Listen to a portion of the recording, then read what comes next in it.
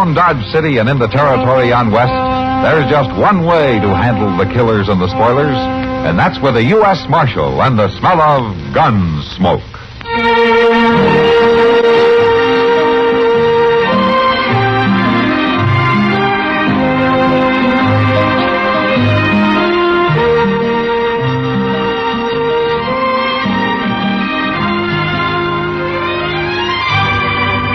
Gunsmoke, starring William Conrad. The story of the violence that moved west with young America. And the story of a man who moved with it. I'm that man. Matt Dillon, United States Marshal.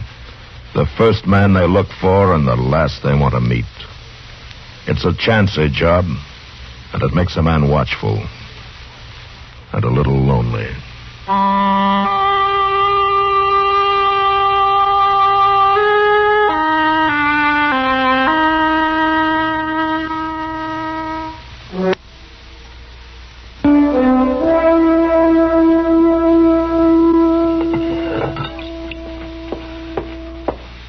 Here's the water, Doc.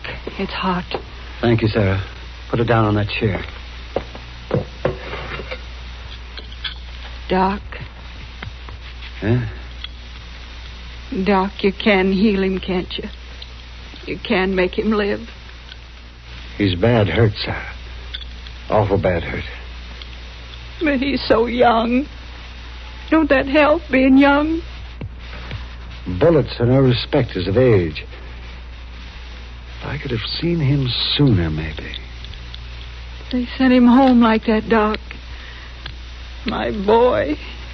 Tied to the back of his horse like a butchered hog. Hand me that cloth, Sarah. Here it is. They was brutal, whoever they was. You don't know? He never said who he was seeing. But I know why they shot him. Oh? Why? Because he was through with them. He told him he wasn't going to ride with him no more. Oh, Lemmy. There's the bullet. He's coming too, Doc. Lemmy. Lem, who did this to you? Tell me, Lemmy. Don't be afraid.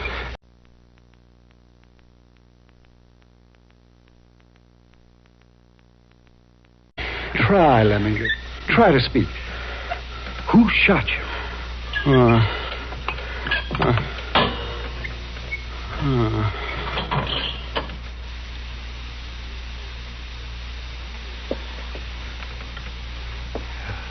He's gone, Sarah.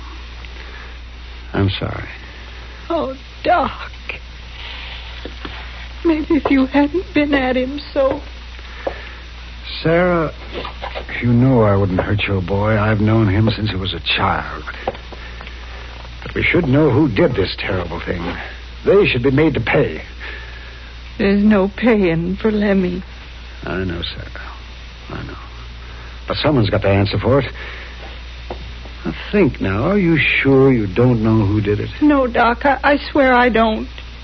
This is one thing Lemmy didn't talk about. And I know he wasn't proud of it. I know that. And he went to them this morning to call it quits? That's what he said. He told me I wouldn't have to worry about his riding off no more. Oh, there, Sarah, there. You've just got to believe that he's all right now. Lemmy. Well, I'll arrange things in town, sir. I'll be back in a little while. Will you be all right until then? Yes, Doc. I'll be all right.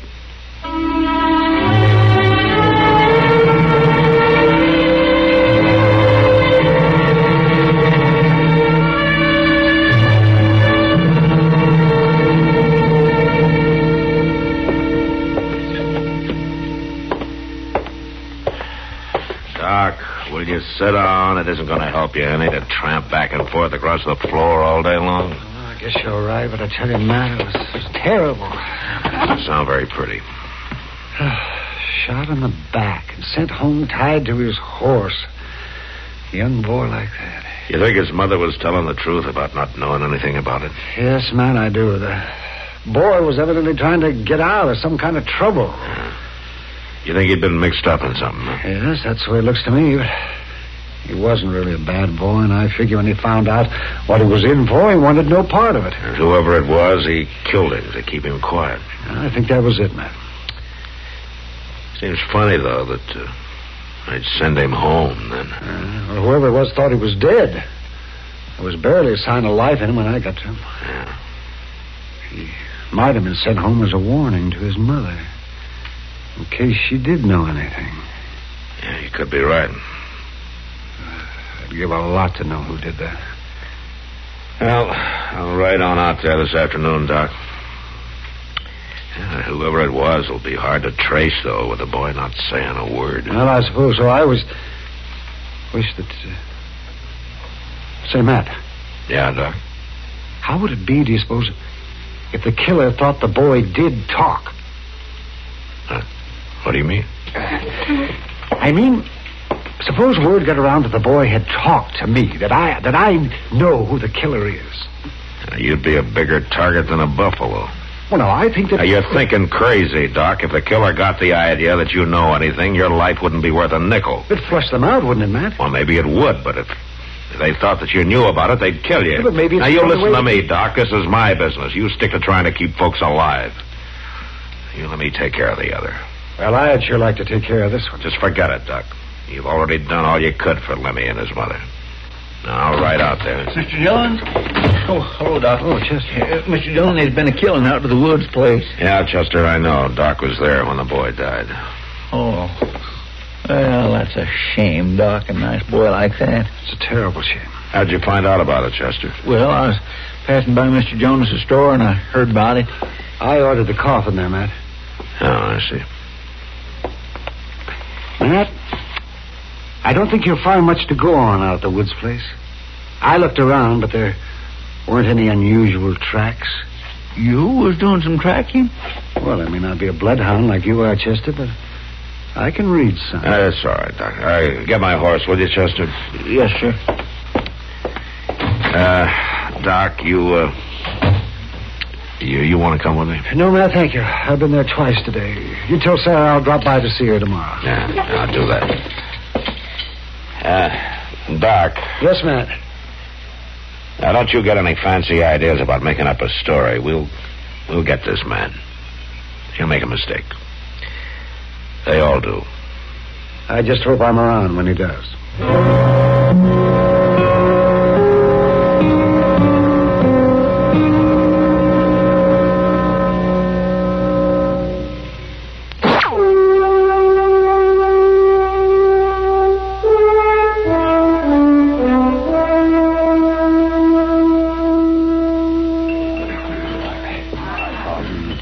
Yes, sir, I've seen a lot of killings since I came to this misbegotten town, but I do believe this is the worst.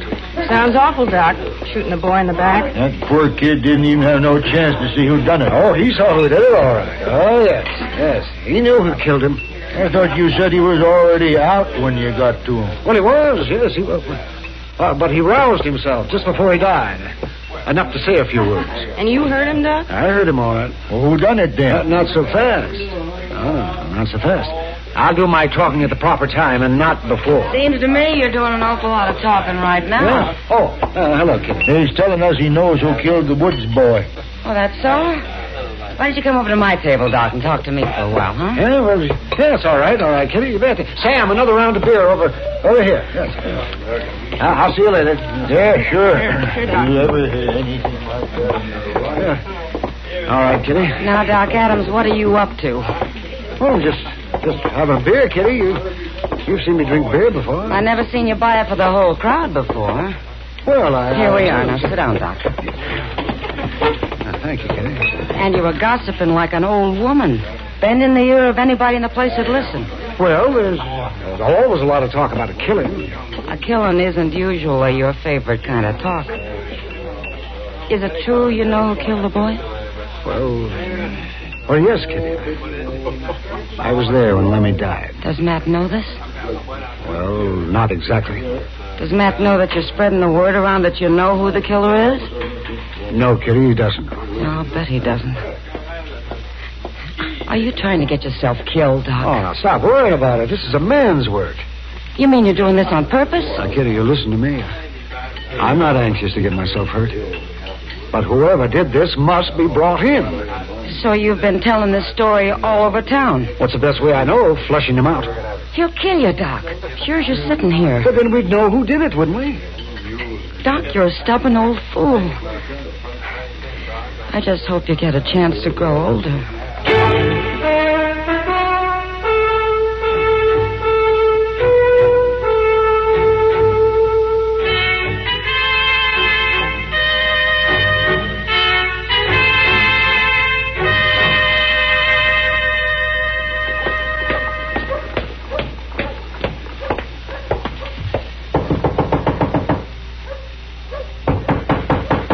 All right, I'm coming.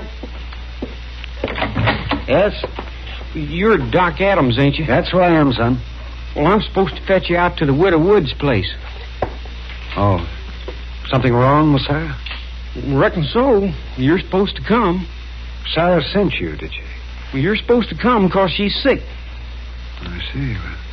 Well, now, you just wait here a minute while I get my bag and you can ride out there with me in the buggy. No thanks, Doc. I'd rather go home by the creek.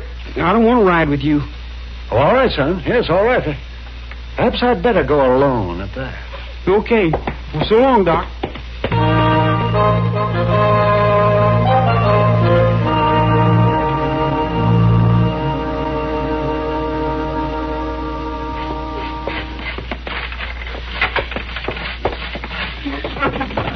Jing, it's woman's work, sweeping and dusting and keeping things in order. Ain't that so, Mr. Dillon? What? What's that, Chester? I say, ain't redding up a woman's job. Well, you have to find the woman first. Well, I wasn't cut out for it, I can tell you that. Seems to me a man ought to stick to what he is cut out for. You take old Doc now. He'd sure be better off he'd stick to his line. Yeah. You ain't been down the street this morning, have you, Mr. Dillon? No, Chester. I've been trying to get through this pile of stuff that came in the mail, and I'm still trying. Well, it's just a caution. That old busybody's been covering the town, telling his story about the way the woods boy got killed. What's that, Chester? Will you put that broom down? Oh, my. Now, what were you saying? Well, I was telling you about how Doc should ought to stick to his own business, Mr. Dillon, instead of bragging around about how much he knows about the shooting. I tell you, he ain't missed nobody in the saloon, at the livery stable, nowhere. You mean he's saying he knows who killed Lemmy? That's what he's been saying ever since it happened. Now, I thought you told him to keep his mouth shut. I did, Chester, and I guess I better go tell him again. Well, he ain't up to his office. You know where he went? Yes, sir, I do. I seen the whole thing. Ragtail boy come in a little bit ago and fetched him out to the Widow Woods. How do you know that? Well, 'cause the kid come flying down the stairs from Doc's office looking like somebody was after him, and I grabbed him. I thought he might have stole something. Well, go on, Chester. What did the boys say? Well, he just said they sent him to get Doc out to the Widow Woods, that's all. Then I seen Doc drive off in his buggy. Come on, let's get our horses. What? Looks like Doc talked himself into a trap. Come on.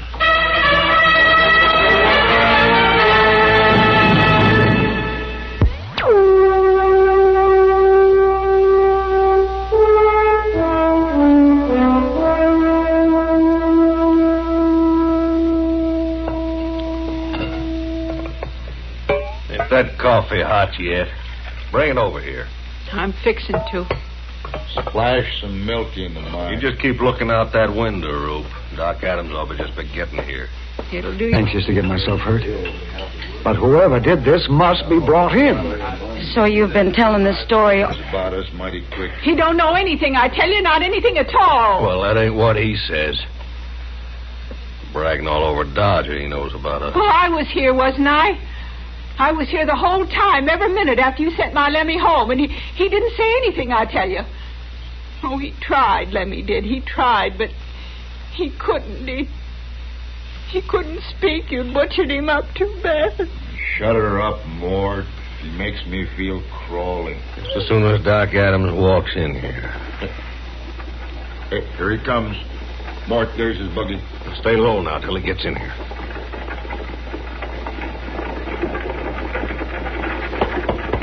No!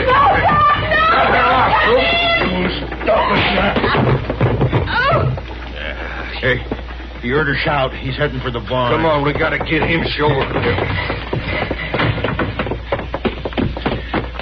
Hey, that woman, she won't cause no trouble, Mort. I hit her a good one. There's a buggy. Come on. Let's go in after him.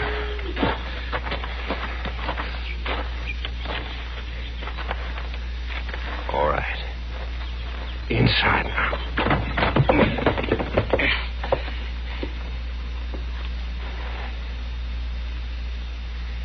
He's mighty quiet. We get him. I'll go down the stalls this side. You stay here. Keep your eyes open. Maybe he ain't got a gun. I don't think he's that crazy. You cover me now. Okay.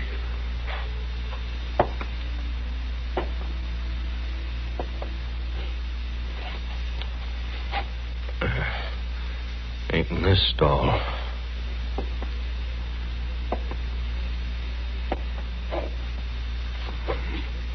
No. This one neither. Mort. Mort. He's in the law. I seen something moving up there. You get him, Rope.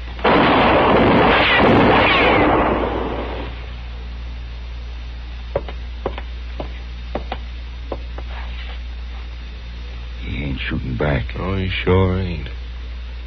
Maybe he hasn't got a gun up there. Or maybe you hit him. He could be trying to fool us. He ain't got that kind of time. I'm gonna go up after him. You shoot anything that moves.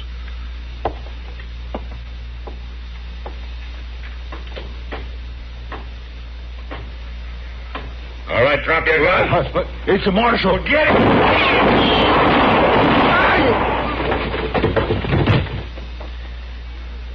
They're both down, Mr. Dillon. That big one fell off the ladder. Go over and get his gun, Chester.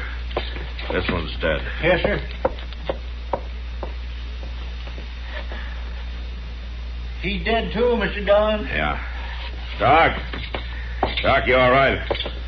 Well, certainly I'm all right. Well, come on down, then. Gladly, Mac, gladly. Not too comfortable up there.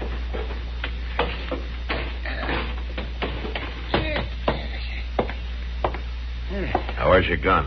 Well, tell you the truth, man, I guess I must have left it in the buggy. Well, if that don't just beat all. You make your brags around town to get yourself in a fix. We have to come all this way out here to save you, and then you don't even carry a gun. Of course, it probably don't make no difference. You couldn't hit the broadside of a barn anyhow. Well, I got to see Sarah, Matt. She tried to warn me. They may have hurt her. All right, Doc. Well, that's better. It's about time you start doing what you're supposed to do, taking care of folks, instead of kiting off on a wild goose chase. Yes, well, maybe you're right, Chester, but it wasn't exactly a wild goose chase now, was it? No, Doc, I guess it wasn't. Yeah, well, explain that to Chester, will you? I got work to do. Well, I'll say one thing, Mr. Dillon. Doc maybe wasn't too smart about the way he handled things, but he sure has got heart. Yeah, he sure does, Chester. Old Doc's got a lot of heart.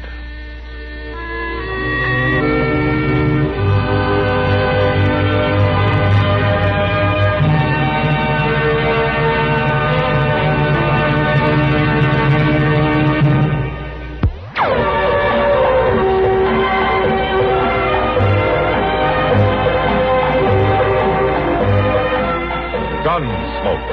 Produced and directed by Norman MacDonnell, stars William Conrad as Matt Dillon, U.S. Marshal. The story was specially written for Gunsmoke by Marion Clark, with editorial supervision by John Meston.